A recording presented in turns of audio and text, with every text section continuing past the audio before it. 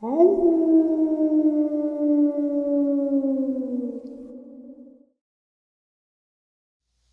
and salutations, folks. I hope everyone is still doing well, and welcome to this bonus upload. Before we jump into it, a couple quick links. As many of you know, I rely on Patreon, PayPal, channel membership, and the merch to help the channel to continue to grow and go. Links to Patreon, PayPal, and channel membership is in the description below. Merch displayed directly under the video. Also, Dogman, Frightening Encounters, Volume 1 through 3, the audiobook versions.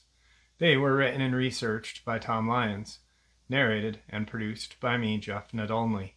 Those audiobooks are available on Audible, Amazon, and iTunes, links to which are also in the description as well.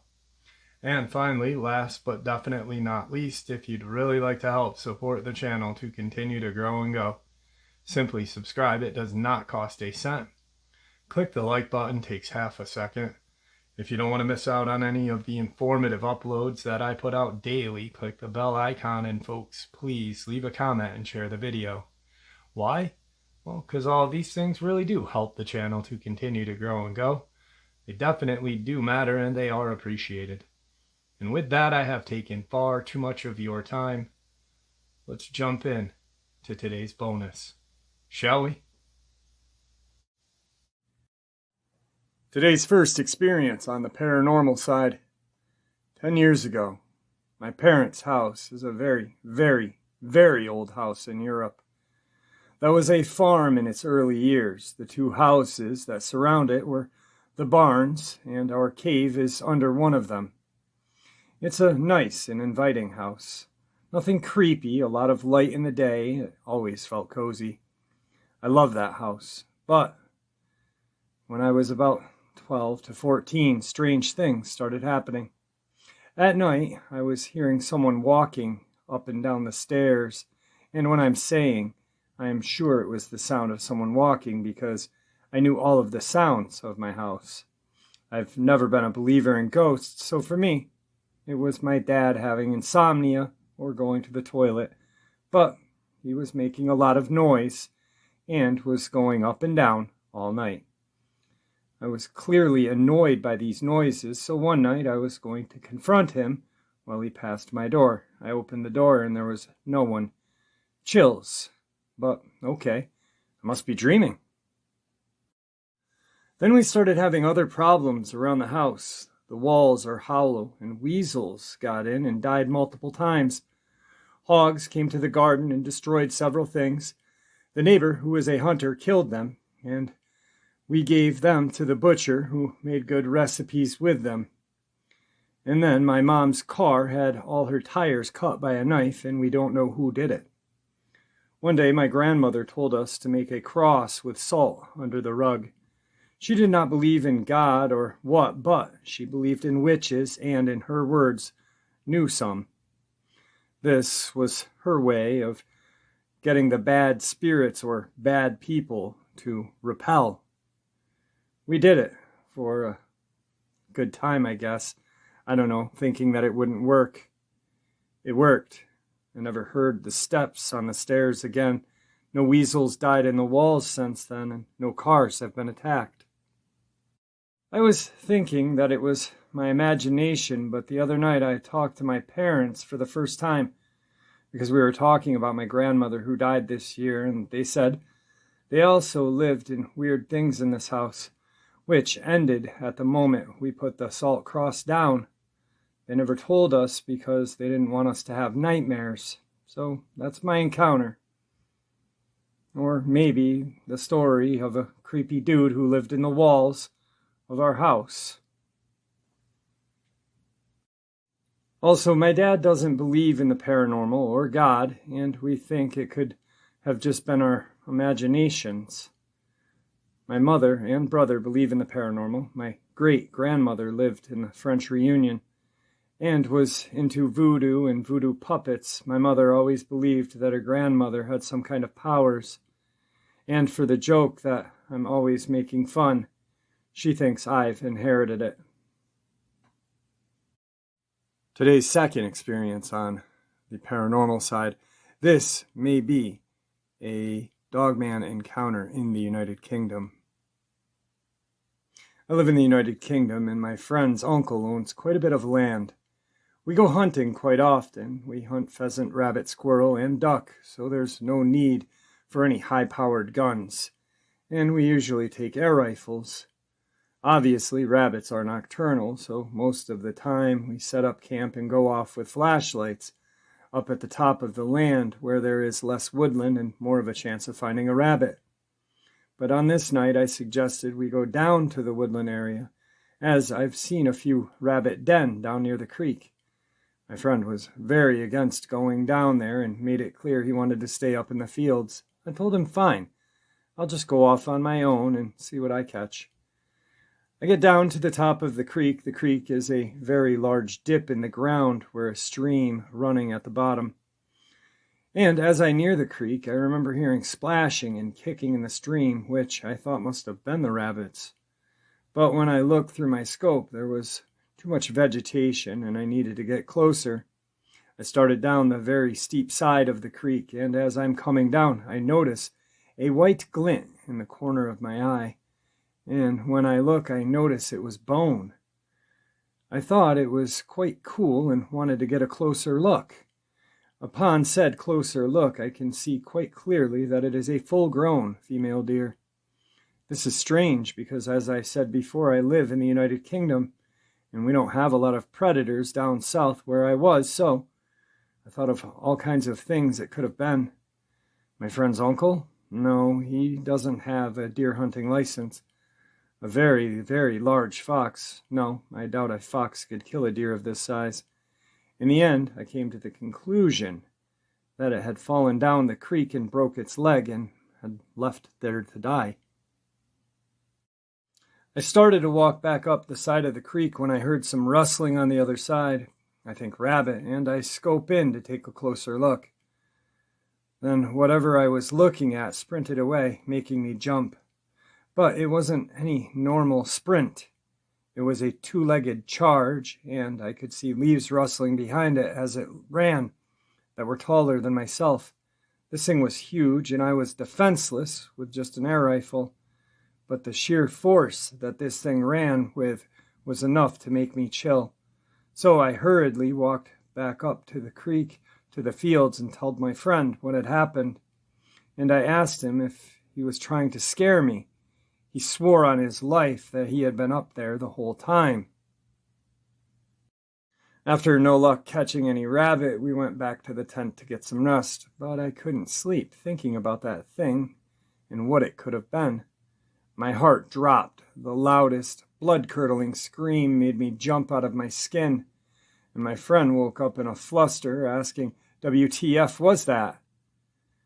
It was silent for a few moments, and then it happened again. The scream rattled on for almost 30 seconds, and my friend suggested it was just a fox.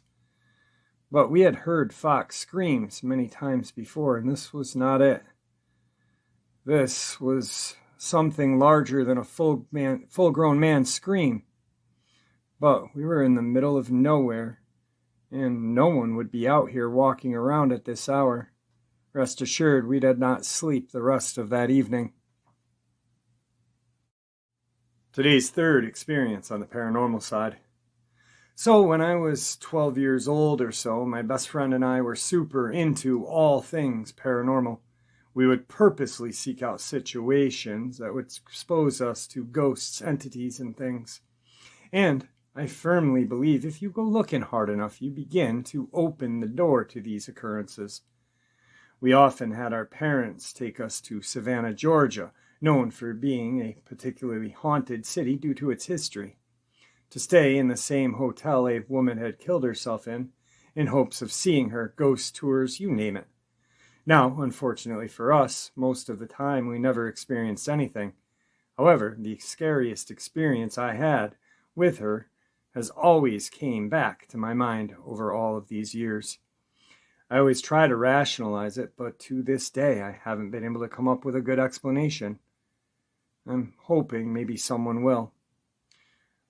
We are from a small town in Georgia. Milledgeville, notorious for its old, now mostly abandoned insane asylum, Central State Hospital.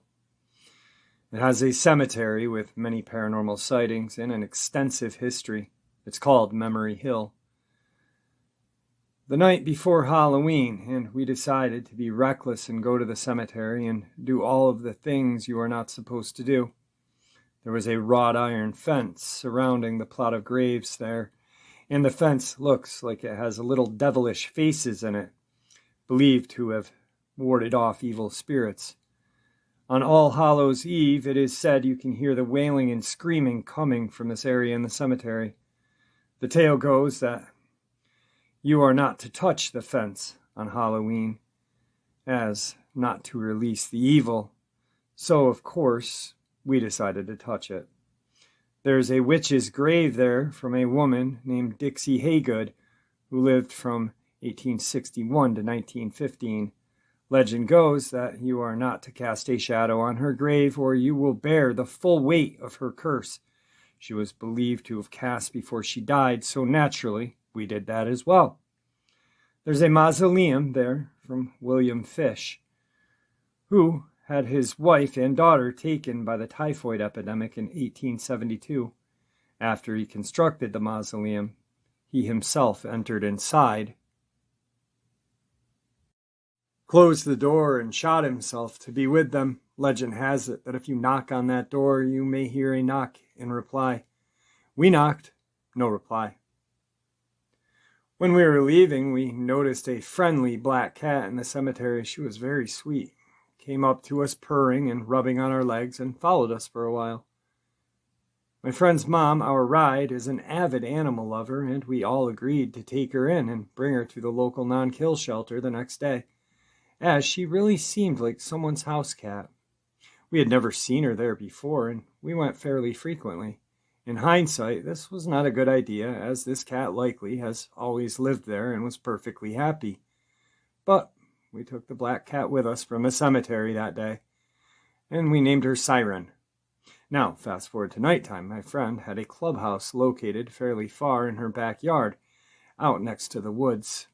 She has a fenced-in backyard with a pool, and you have to exit the fence to walk out to the clubhouse.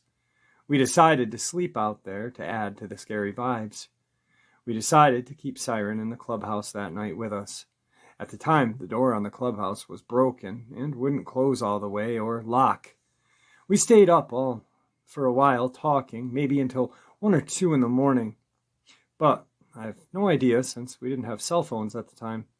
Siren begins going absolutely bonkers, hissing and growling constantly, and wouldn't let you near her. Now, I'm sure it's because we uprooted this poor thing and put her in a small, unfamiliar room with unfamiliar people. My friend and I are chatting, and I hear a loud knock on the floor from underneath the clubhouse. The clubhouse is lifted on a few cement blocks, so there is definitely room for someone to crawl under. I ignore it, thinking it could be anything. Then I hear maybe 1 or 2 more times, also ignoring them. Then there's a loud knock that comes from directly underneath where my friend is sitting on the floor. She jumps, and I told her that I've heard a few knocks before, but didn't want to say anything. She said she had heard them as well, and also was trying to pretend she had not. But this one you couldn't ignore. The knocking starts happening more frequently, seeming from multiple locations underneath us at the time.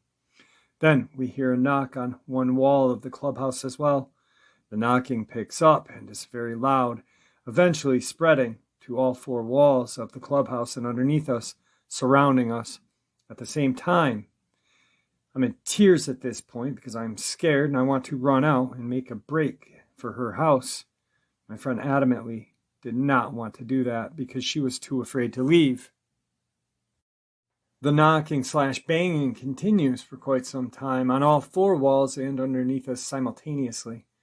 We're trying to convince ourselves that it's maybe her dad playing a trick on us, but we couldn't explain how it could be coming from all 4 sides and below at once. She eventually convinces me that it's probably her cats, so I eventually am able to fall asleep. The knocking continued the entire time.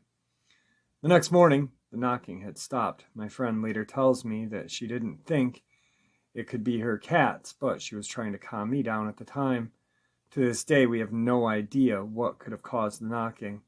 It was very loud and intense at times, shaking the clubhouse. I'm hoping someone may have a logical explanation. Or was it a truly demonic or unfriendly entity warning us not to be dumb kids on Halloween? As for Siren, we took her back to the cemetery the very next day and released the poor thing back to her home. All right, guys, before we jump into the next experience on the paranormal side, I'd like to address something really quick. I've seen all of the comments about the ghost hunt I did in my building. I'd like to first and foremost address that I am not a stupid person, first of all. I appreciate everyone's care and compassion and just basically caring for myself and my daughter's well-being. So I kind of want to address that I am not stupid. I am not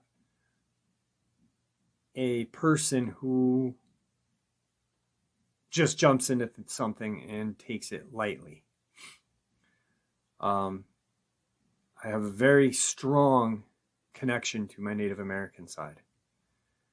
I have participated in multiple sweats, communicated with elders, and I pray to the Great Spirit daily.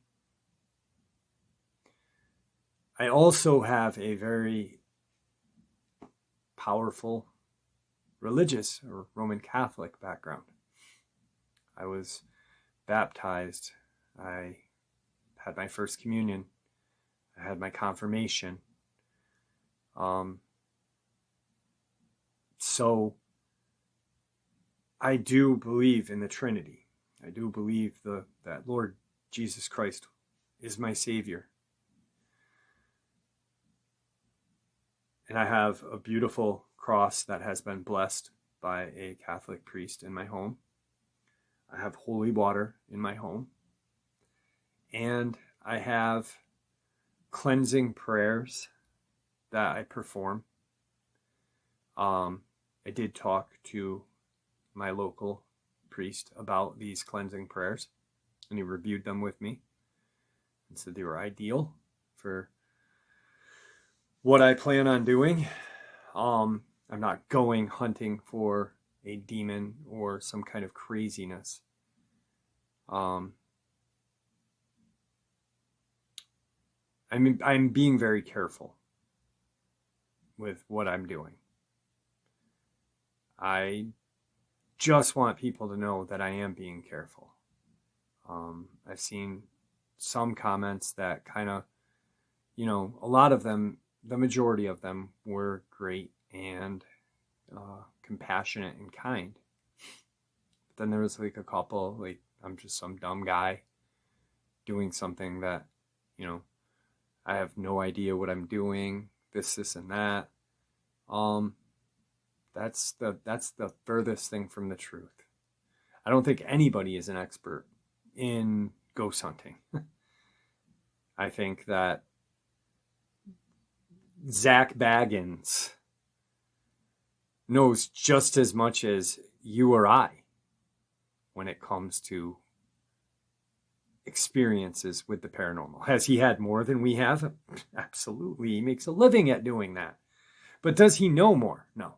Because unless he is a spirit or a demon or something else, then he just knows what basically we know. Or he may have been more versed on reading certain things, but those are things that we can learn and pick up. So there's no expert in that field. It's what you experience. So I am being careful. I'm not being an idiot about this. I never invited them into me, and I never invited them into my home. I know there is something in my home, and there always has been, to be frank with you. I didn't bring it in. I gave it permission to communicate with me, but then I told it to let go after we were done.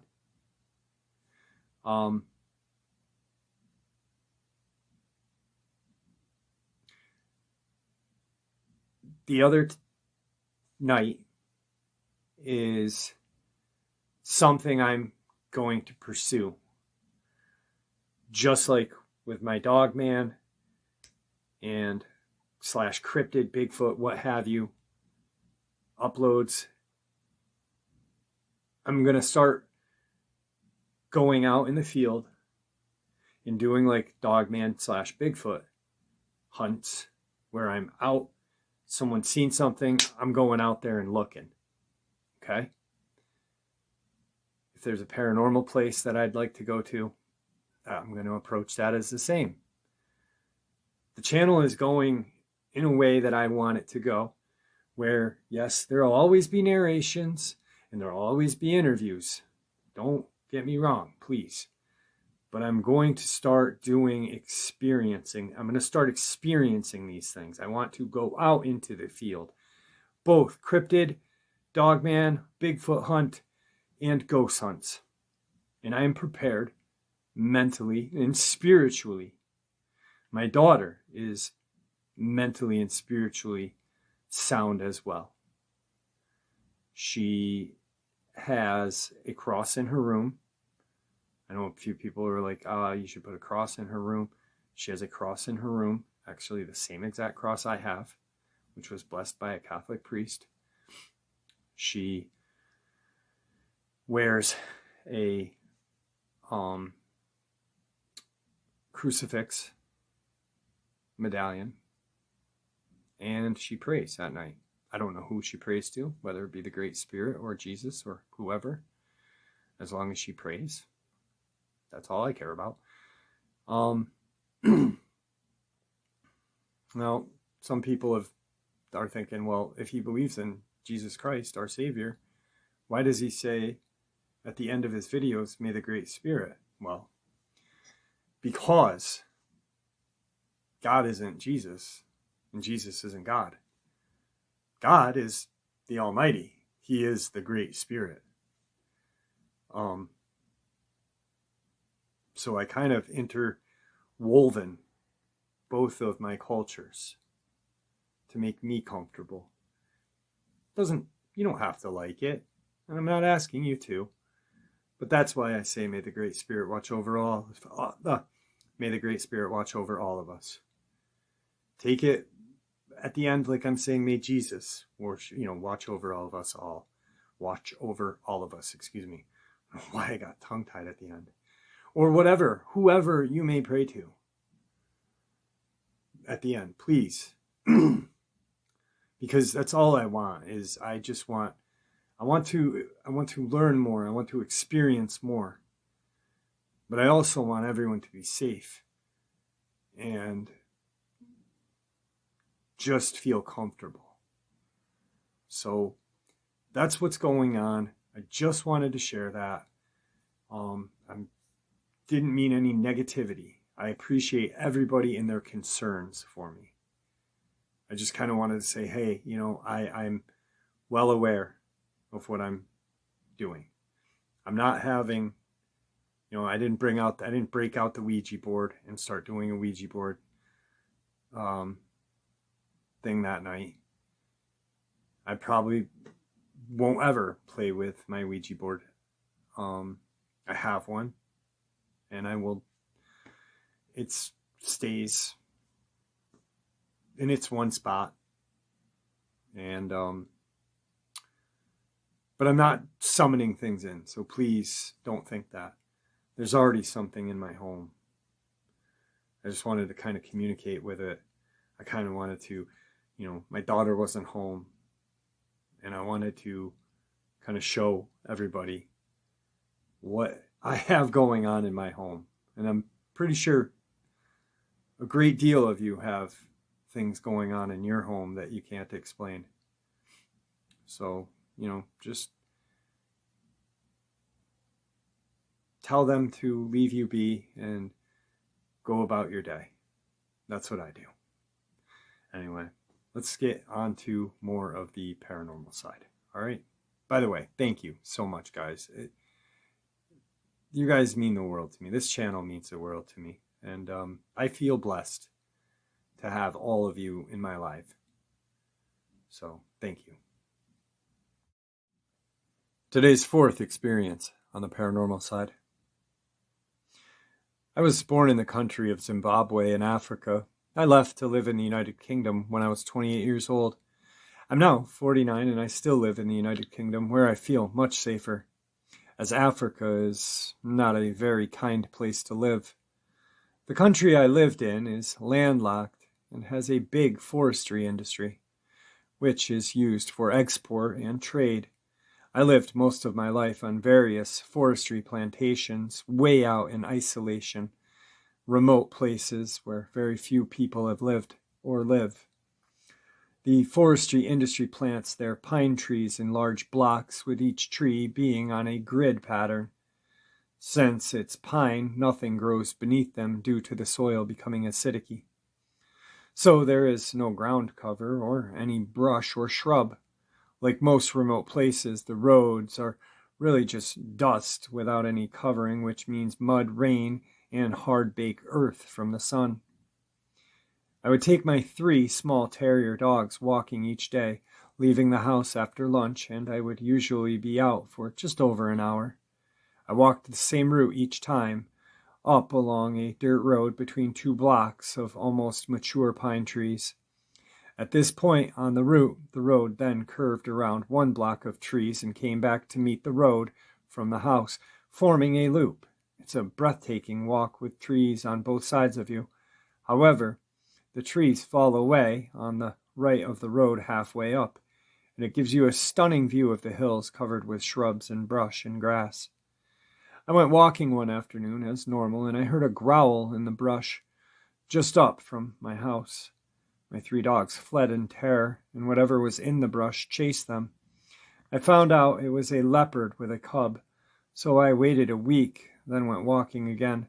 Thankfully, there was no sign of the mama cat, and I was careful to avoid her cub zone, as I had the dogs, and they are a delicacy to leopards. About halfway into the walk, just as the trees on the right cleared away and the view opened up, I started to smell something I had never smelled before. It had a strong ammonia scent, like cat urine, but it was shocking how powerful the stench seemed to be out in the open like this. The dogs reacted in a strange way as well. They ran to me and cowered between my ankles, whimpering. I know a leopard would have spooked them into running home, so I was confused about being urine. I stood my ground with my dogs between my legs. You learn early on never to run with wild animals. And I was also armed with a handgun, being a female and out alone. The smell got stronger and stronger. Then it seemed to mix with the smell of wet dog fur. By this time I'm terrified, but I didn't know why. All I knew was I felt surrounded by something that was making the hair stand up on my body, yet I couldn't see anything. I wanted to run back the way I had come just to get away from whatever was happening out there, but I knew if I ran and it turned out to be a big cat, I was going to be attacked. So I did something that almost made me mess myself in fright. I went forward and kept moving very slowly, 1 step at a time along the road into the smell. Have you ever been so frightened that you can hear blood roaring in your ears?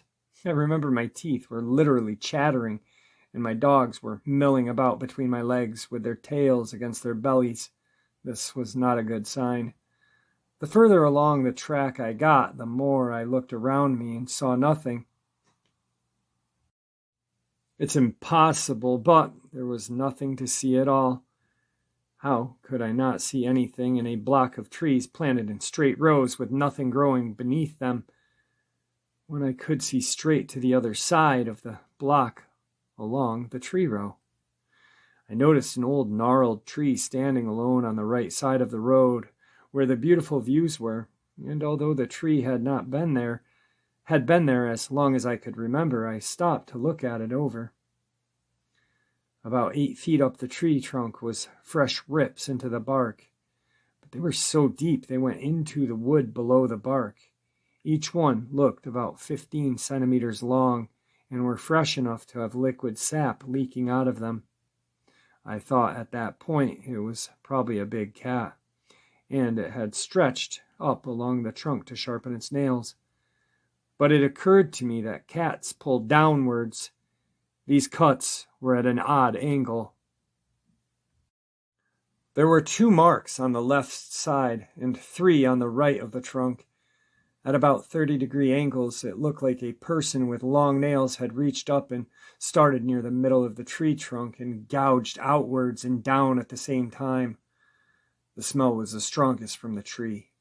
I kept turning and looking in all directions as I moved forward, and then finally the smell just stopped. I was a long distance from the tree by then. The dogs were back to running between myself and whatever they were currently examining. Everything was normal again. I got home safe with all 3 dogs, but I was too frightened to go walking again. I was 24 years old at the time. I have not had the courage to tell even my own family about this. The only one other person knows this story, and he's a skeptic and said it was probably a wild cat.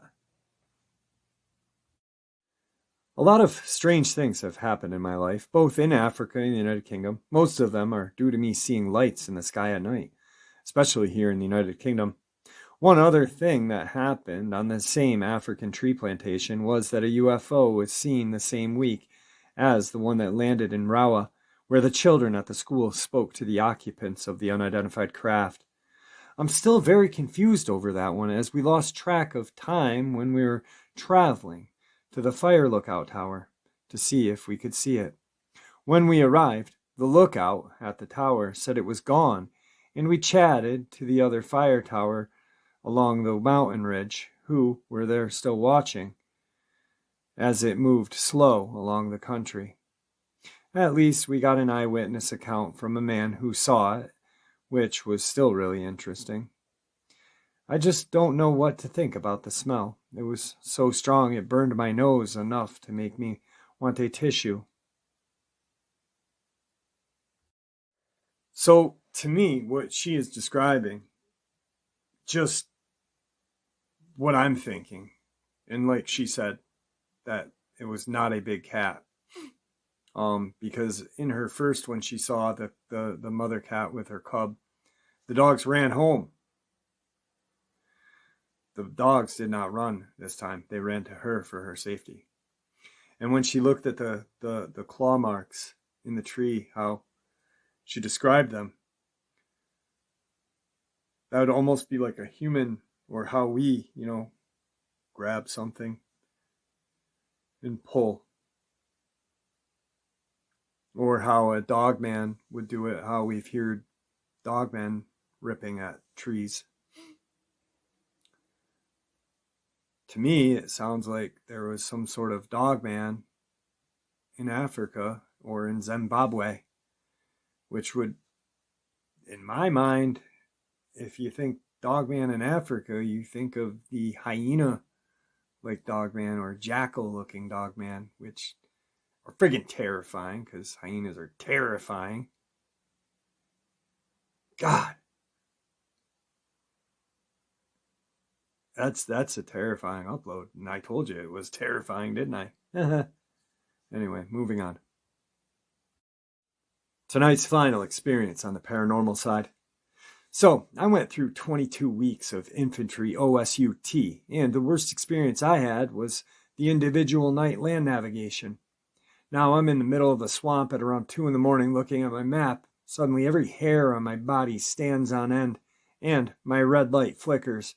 I turn it off and start looking around when I spot the silhouette of a woman in what I can only describe as a pioneer's outfit. I look away for a second and look back, and nothing. I tell myself, you're just seeing stuff. I pick a direction I thought was good and start walking. I start hearing crunching and breaking of twigs and leaves in rhythm with my steps behind me, as if someone or something is matching my pace. Once again, my hair stands straight up again. I stopped and looked behind me. Nothing. I continue walking. Same thing happens. Stop, look, nothing. I decided that 3 points was plenty for the night, and I start booking it. As I'm running, I clearly hear and see something jumping from tree to tree, keeping pace with me as I cut through the woods, sprinting at full speed. I'm not the fastest, but at the time I had a 5-second 40-yard. Nothing could have moved that quickly through those trees.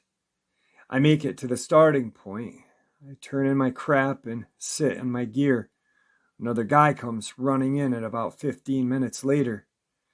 We still have 2 hours left at this point, so it makes no sense why he'd be in a hurry. He does his crap and sits next to me and turns, "Dude, did you have a point in the swamp?" I gesture at my boots and pants. "Yeah, can't you tell?" "Yeah, sorry, but anyway, did you see a woman in the pioneer outfit?" "Yeah." I was writing down my points of info when my light started flickering and I heard something in the tree above me. I looked up and saw her sitting in the tree above me. At that point, I just staring down at me with these lifeless eyes and empty face. I ran faster than I ever have, and I didn't stop till I got here. It's at this point where the guy sitting behind us leans forward. "You saw her too?" We nod. I started walking into the swamp when I saw her sit up out of the water and slowly turn to look at me. I froze and was like, I only broke out of it when the lieutenant walked up behind me and asked what I was looking at. I looked at him and pointed, but when I did, she was gone. No noise, nothing. This kid was an honest dude, and I could tell by the look in his eye, and he wasn't messing with us. I want to know if anyone else has had any experience with this same entity. So if anyone's done the land navigation at Fort Benning or has seen anything at Fort Benning, please let me know. And there you have it, folks. I hope you all enjoyed today's bonus as much as I enjoyed sharing it with you. I'd like to thank you for supporting the channel. It is your support that helps the channel to continue to grow and go, and what gives us all a place and a chance to share our experiences and theories judgment-free. Everyone is simply treated with the respect that we deserve. Please, everyone, stay safe, happy, healthy, and ever vigilant, keeping an eye on our children, pets, family, and our friends. These creatures are real. These events have happened. Share this information with those you love and care about, and it may just help save their lives someday. Until next time, never stop asking questions, never stop searching for the truth, and God bless you all.